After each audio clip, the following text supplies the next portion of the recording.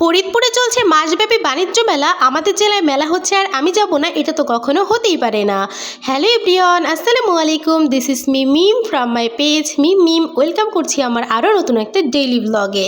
So আজকের ব্লগটা শুরু করেছি বিকালবেলা থেকে। বিকালেই আমরা ফুচকা খেয়ে মেলায় চলে গিয়েছিলাম। এবার মেলায় এত সুন্দর সুন্দর ইউনিক কালেকশন এসেছে, দেখলেই পুরো মাথা নষ্ট হয়ে যাবে। কোনটা ছেড়ে কোনটা নেবেন বুঝতেই পারবেন না, টাকা না থাকলেও কিনতে ইচ্ছা করবে। আর আমার অ্যাজ ইউজুয়াল যেটা হয় আর কি, কোথাও যাওয়ার সময় আমার ড্রেস থাকে না, কোনো ড্রেসই আমার পছন্দ হয় না। এর সমাধান আমার কাছে কিন্তু রয়েছে। আমি কিছু ছবি আর ভিডিও আপলোড করার পর আপনারা অনেকেই জিজ্ঞাসা করেছিলেন এই ড্রেসটা আমি কোথা থেকে নিয়েছি। এটা একটা 3 পিস, এটা একদম সফট একটা 3 পিস কটনের মধ্যে, একদম এলিগেন্ট একটা লুক দেয়। এটা অনেক সুন্দর, বাচ্চা ক্যারি করার জন্য একদম পারফেক্ট। এটা আমি নিয়েছি ইনায়া ফ্যাশন হাউস পেজ থেকে। পেজের নামটা আমি ক্যাপশনে অ্যান্ড কমেন্টে মেনশন করে দিব, যাদের ভালো লাগবে ড্রেসটা পারচেস করে নেবেন। আপনাদের সাথে কথা বলতে বলতে কিন্তু আমি মেলায় চলে এসেছি। আমি বেসিক্যালি মেলায় গিয়েছিলাম 3 তারিখে। মেলার 2 তারিখ রাতের দিকে উদ্বোধন হয়েছিল মেবি, আর প্রথমে 1 তারিখে হওয়ার কথা থাকলেও হয়নি। আমরা 3 তারিখে গিয়েছিলাম। গিয়েই তো দেখলাম একদম লম্বা লাইন টিকিট কাউন্টারে।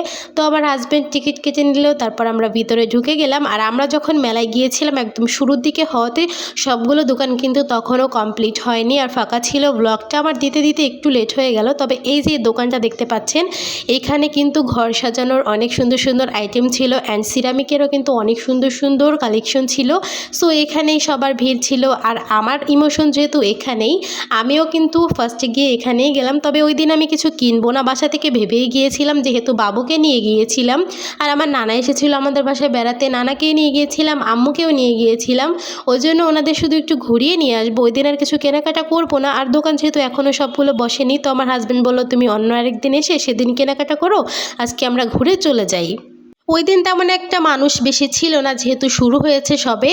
তারপরও এত বেশি গরম ছিল, মানে গরমে ওখানে টেকাই যাচ্ছিল না। আর এই যে দেখতেই পাচ্ছেন আপনারা, দোকান কিন্তু এখনও সবগুলো কমপ্লিট হয়নি। এই গরমে কিন্তু ওই মেলার একটা বিশেষত্ব হচ্ছে, ওখানে কিছুক্ষণ পরপরই কিন্তু একটা করে আইসক্রিমের দোকান ছিল। তো আমরা ওখান থেকে একটা আইসক্রিম নিয়ে গেলাম। আর এই গরমে আমি যেখানেই যাই না কেন, কিছু খাই আর না খাই, আইসক্রিম তো আমাকে খেতেই হবে।